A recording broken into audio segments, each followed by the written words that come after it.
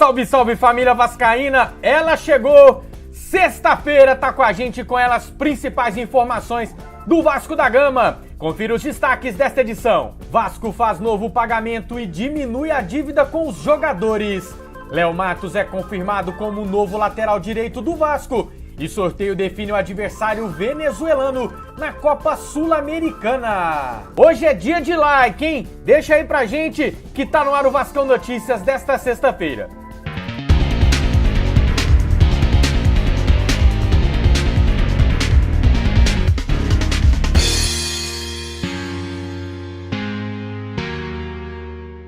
Começo esta edição dando os parabéns para o maior atleta de futebol de todos os tempos, o Rei Pelé, que se disse vascaíno a vida inteira e continua torcendo pro Vasco. Pra mim não importa o que a Flapress, FlaTT, enfim, vocês podem forçar a barra o tanto que for, que pra mim, meu amigo, o que vale é o que ele falou. E o Rei é Vasco. Hoje eu fui entrar no site do Vasco pra pegar informações, dei de cara com essa mensagem, ó.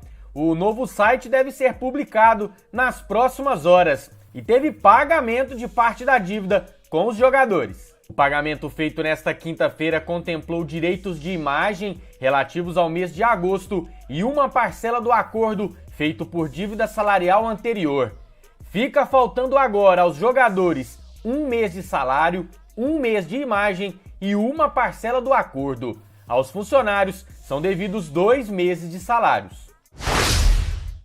O lateral direito Léo Matos é o novo reforço do Vasco. A informação do Atenção Vascaínos é que o jogador conseguiu a liberação do PAOK da Grécia e viaja amanhã para o Brasil.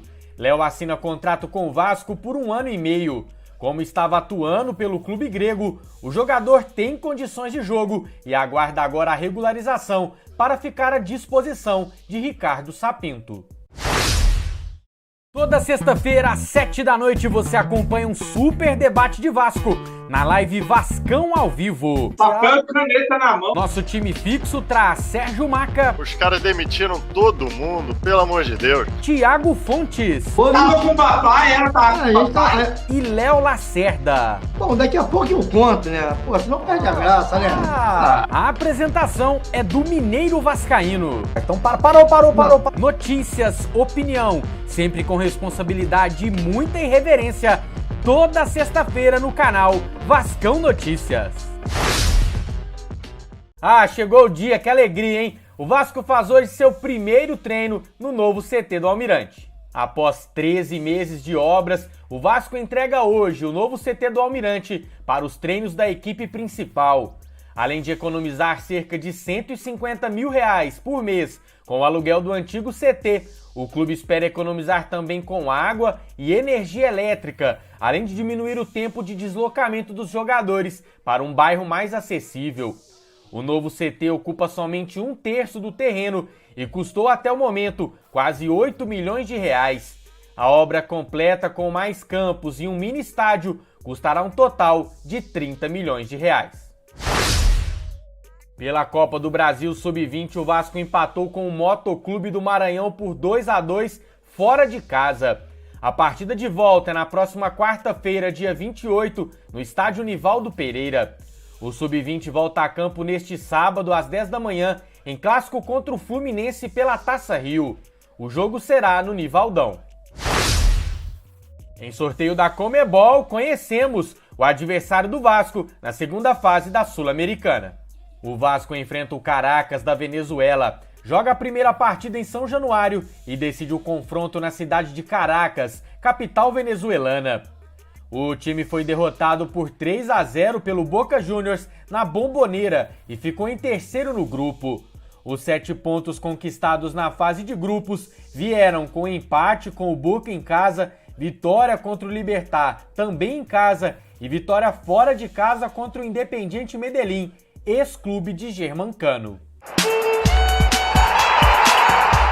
O Caracas é um time sem expressão no futebol sul-americano, é um time forte na Venezuela, mas comparando na América do Sul, é um nanico. O time atual tem alguns garotos revelados por lá, tem um ganês, estilo Latif Blessing, jogador que corre bastante, e tem um atacante, um centroavante argentino, jogador bastante rodado, que tem experiência, não é um craque, mas é aquele jogador que não pode bobear, senão ele guarda. Pelo momento de dúvida que o Vasco vive, né, o início de trabalho de um novo treinador, eu não coloco o Vasco como favorito. Acho até melhor entrar com os pés no chão nesse confronto, respeitando o adversário. Tem que ver o que o Sapinto vai programar para essa partida. Mas se ele conseguir organizar o time direitinho, a gente consegue fazer um grande resultado em São Januário e levar a decisão da classificação para a Venezuela com o resultado no bolso. Sou contra o pessoal que tá falando que o Vasco tem que sair logo da Sul-Americana para focar no Brasileirão. Acho que não é o momento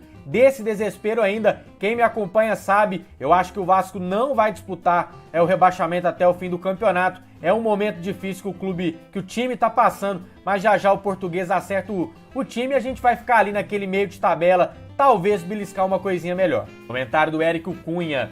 Nos resta intensificar o trabalho com o que temos, focar na fuga contra o rebaixamento e o principal, votar certo para que não passemos mais por situações constrangedoras, como exemplo. Participação do Daniel Lima. Vocês vivem falando da base do Vasco como se fosse uma fábrica de bons jogadores. Onde que estão esses bons jogadores da base que não se vê no profissional? E aí eu respondi, falei que o André, Ricardo, Bruno Gomes, Lucão, Juninho e Thales são bons jogadores. Eu respeito ele não achá-los boas revelações, mas não concordo.